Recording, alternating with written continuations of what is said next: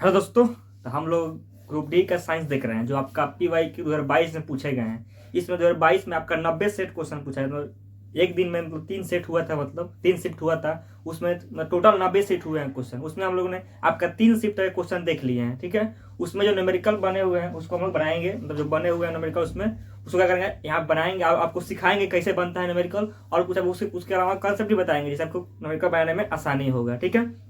चाहते हैं कि आपको क्वेश्चन दिया गया है, कह रहा है क्वेश्चन की, देखिए क्वेश्चन लेते हैं। क्वेश्चन यहाँ कि दिए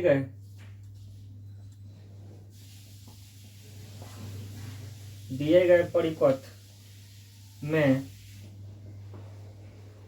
4 ओम प्रतिरोध 4 ओम प्रतिरोध के टर्मिनलों के बीच विभव पात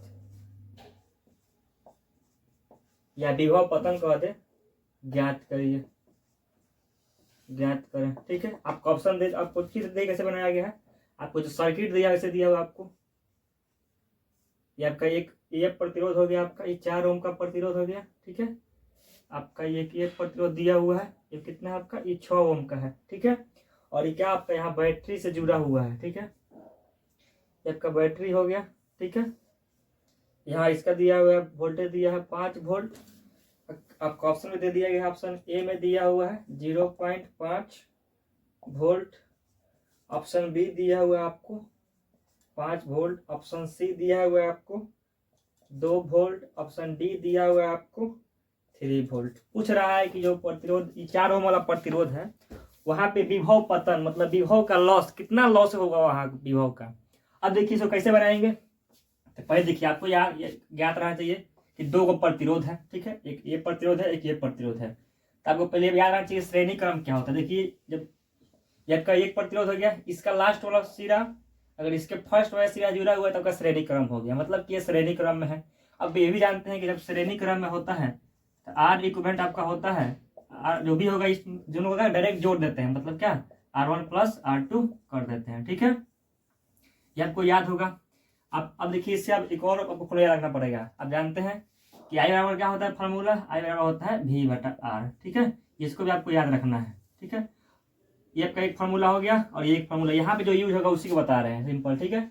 अब क्या करिएगा, ये 2 तरीका है इसे बनाने का। तो पहला फर्स्ट तरीका देख लीजिए कैसे बनाएंगे। फर्स्ट तरीका इसमें क्या करेंगे, अब देखिए तो पहले क्या करेंगे, कुल प्रतिरोध निकाल लेंगे, ठीक है। तो कुल कितना हो जाएगा आपका, तो जब कुल प्रतिरोध निकलेगा तो R इक्विवेलेंट कितना हो जाएगा, तो 10 ओम हो जाएगा, ठीक है।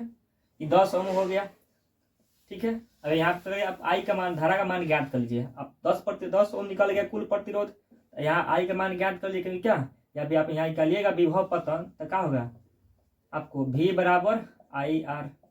तो मान लीजिए कि यहाँ इसका मान लेते हैं कि R1, या जो दिया हुआ इसको लिख लीजिएगा आप, यहाँ V/R1 हो जाएगा। यहाँ पे कितना हो जाएगा इसका, यहाँ आपका हो जाएगा V बराबर IR2, ठीक है।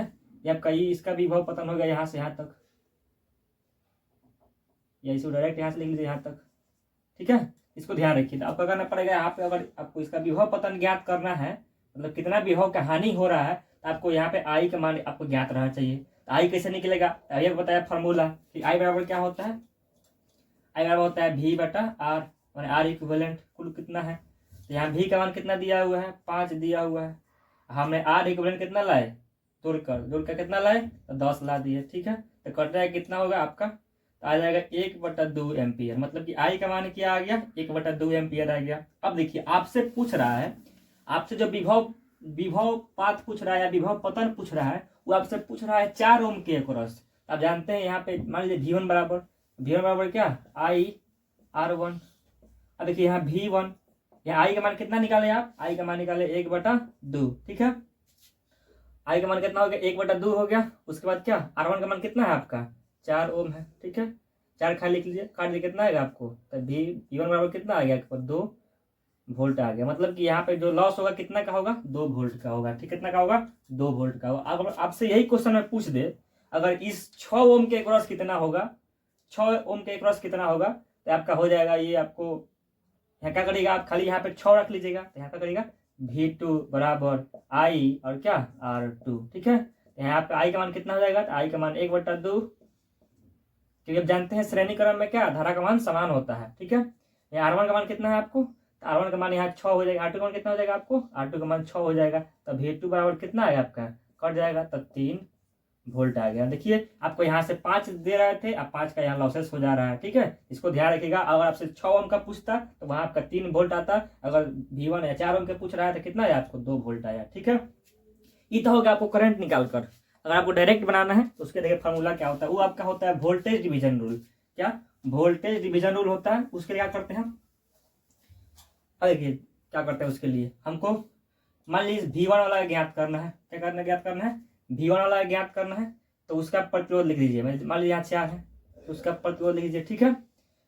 अगर आपको जिसका निकालना है, अगर मान लीजिए V1 वाला का निकालना है तो V1 वाला लिख दिए 4, 4 वाला का क्वेश्चन करता है 4 लिख दिए, ठीक है। आपका वोल्टेज डिवीजन रूल होता है, डायरेक्ट आपको धारा का मान नहीं ज्ञात करना पड़ेगा, ठीक है। तो यहाँ हो गया 6, अब देखिए वोल्ट क्या है, तब 5, ठीक है। अब देखिए कुल कितना है, तो कुल लिख देंगे यहाँ पे 10, काटेंगे तो कितना आ जाएगा आपको, 2 बार में कट जाएगा और 2 से 2 कट गया, कितना आएगा, मतलब आपका V1 बराबर 2 वोल्ट आएगा। ये आपका डायरेक्ट बन गया, यहाँ धारा का मान ज्ञात नहीं आपको करना पड़ा, डायरेक्ट आप याद रखिएगा, विभव पता नहीं इसको क्या, जो वोल्टेज डिवीजन रूल होता है ये डायरेक्ट इसको याद रखिएगा। ये आपसे कहेगा इसको, मान इसमें कहेगा आपको V2 बराबर कहता है, तो V2 क्या करेगा आप, उसे लिखिएगा 6 एक 6 लिखिएगा, और फिर 5 ऊपर लिखिएगा, और कुल लीजिएगा नीचे, तो कट जाएगा 5 दूना 10, और 2 से कटा जाएगा इतना में 3 बार में, तो V2 का मान कितना आ गया आपका, V2 का मान आ गया 3, ठीक है। ये आपका ये V2 का पूछता तब ये आपका डायरेक्ट हो गया। अगर मतलब किसी को समझा रहे हैं, ठीक है, उस तरह बनाइए, या ये आप डायरेक्ट याद कर लिए हैं, ये वोल्टेज डिवीजन रूल होता है, आप इससे भी बना सकते हैं, ठीक है। अब देखते हैं हम लोग अगला क्वेश्चन अगला क्या कह रहा है आपसे।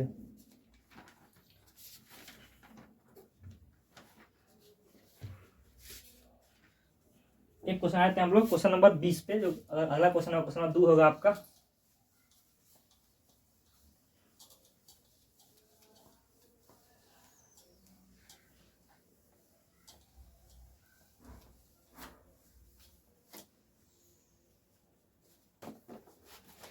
क्वेश्चन कह रहा है आपसे, क्वेश्चन ध्यान सुनिएगा। क्वेश्चन कह रहा है कि एक वस्तु अभिसारी लेंस से 25 सेंटीमीटर की दूरी पर रखी गई है, लेंस से 30 मीटर की दूरी पर वस्तु का वास्तविक और उल्टा प्रतिबिंब निर्मित होता है, तो लेंस द्वारा उत्पन्न आवर्धन किसके बराबर होगा, ठीक है। इस क्वेश्चन को फिर से सुन लीजिए आप एक बार। कह रहा है एक अभिसारी लेंस से 25 मीटर की दूरी पर, अब देखिए आपको ध्यान रखना पड़ेगा, एक कंसेप्ट बता देते हैं थोड़ा सा, तो इस क्वेश्चन अगले वीडियो में बनाना, क्योंकि इसका इंक खत्म हो गया, हमको याद नहीं पड़ा दिन में लाने का, ठीक है। अब जो आपको बताते हैं बेसिक कॉन्सेप्ट, इसको याद रखिएगा, ठीक है। अगर आपसे कह दे उत्तल लेंस, ठीक है, उत्तल लेंस हो और आपका अवतल दर्पण हो, इसको हम लोग कहते हैं अभिसारी। क्या कहते हैं, अभिसारी, ठीक है। बताते हैं कॉन्सेप्ट को, और अगले वीडियो में क्या करेंगे, इसको बना देंगे, इंक खत्म हो गया है, ठीक है। ये हो गया आपका। अगर आपसे कहता है आपको अवतल लेंस कहता है, और क्या आपसे कहता है कि उत्तल दर्पण कहता है, इसको हम लोग कहते हैं अपसारी। अब देखिए इसको रटिएगा तो आपको फंस जाइएगा, रटिएगा क्या होगा, फंस जाइएगा, समझना क्या है। अब देखिए आप जानते हैं कि उत्तल लेंस की बात कर रहा है, तो उत्तल लेंस ऐसे बनता है, ठीक है। अवतल दर्पण कह रहा है, ये आपका ये अवतल दर्पण हो गया, क्या बाहरी से रंगा होगा। अगर आप आइएगा अवतल लेंस में, आपका अवतल लेंस ऐसे बनता है, ठीक है। और आपका उत्तल दर्पण का दर्पण से बनता है, इसका क्या होगा, इसका अंदर से रंगा रहेगा आपको, ठीक है। अब देखिए अपसारी और अभिसारी का मतलब क्या होता है, अगर आप समझ जाएंगे तो इसमें कंफ्यूजन नहीं होगा, ठीक है। लेकिन जो क्वेश्चन है, क्वेश्चन अगले वीडियो में लेंगे, क्योंकि इंक खत्म हो गया है, इंक याद नहीं पड़ा खत्म हो तो ले आने का, ठीक है। इसको समझ लीजिए कैसे समझेंगे इसको। अब देखिए अभिसारी का मतलब क्या होता है आपको, कि जो किरणें यहाँ से आए तो एक बिंदु पर आगे आपको मिले, मतलब अभिसारी मतलब क्या, एक बिंदु पर आगे किरणें जो मिल रही होगी तो उसको हम लोग कहते हैं अभिसारी। पढ़े भी होंगे कि किरण के प्रकार पढ़े होंगे, 3 प्रकार के होता है, अपसारी, अभिसारी और समांतर। तो अभिसारी का मतलब कि किरणें आके मिले, तो जिस लेंस से जिस तरफ से किरणें आके मिलेगी उसी को ना कहेंगे हम लोग अभिसारी। अब देखिए इसमें भी वैसे वही होता है, कोई किरणें आती है टकरा के यहाँ मिलती है, यहाँ मिलती है, बीच में मिलती है, किरणें मिलती है। लेकिन अगर आप इसमें आइएगा, अवतल लेंस में आइएगा या उत्तल दर्पण में आइएगा, तो क्या करता है, किरणों को यहाँ जाता नहीं है, किरणों को फैला देता है। ठीक है, करता है किरणों को फैलाता है, मिलाता नहीं है, हम उसको डैश डैश से मिलाते हैं। ठीक है, इसमें भी होता है, किरणें आई, किरणें यहाँ से चल दी बाहर, हम क्या करते हैं डैश डैश से मिलाते हैं, मतलब क्या करता है, किरणों को फैला देता है, इसलिए इसको हम लोग क्या कहते हैं, हम लोग कहते हैं अपसारी। ठीक है, इसको ध्यान रखिएगा। और इंक खत्म हो गया है, सर पढ़ा रहे थे, रोहन सर केमिस्ट्री पढ़ा रहे थे, तो ध्यान में नहीं आया कि इंक है कि नहीं है, इसलिए इस वीडियो को यहीं रोकते हैं। अगले वीडियो में हम लोग मिलेंगे, जस्ट अगले एक दिन में डालेंगे। उसके बाद क्या करेंगे, जो अगले दिन जो सेट हुआ है उस सेट को बनाएंगे और फिर एक दिन नवेदिका को लेकर हम लोग उसको क्लियर कर देंगे। ठीक है, चलिए जय हिंद, मिलते हैं अगले वीडियो में।